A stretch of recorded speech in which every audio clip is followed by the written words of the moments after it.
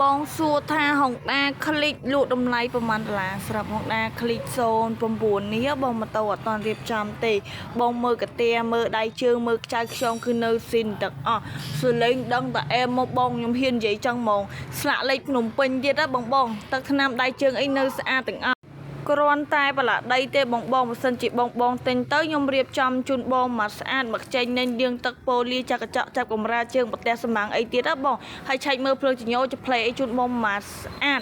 លក់តម្លៃជូនបងតម្លៃត្រឹមតែ550ទេបង550ចរចាបានទៀតចុះបានច្រើនទៀតមានកាត់គ្រីកតាទិញលក់អីត្រឹមត្រូវជូនបងសចរបើសិនជាបងចង់បានអាចមកមើលដល់ទីតាំងហាងផ្ទាល់បាន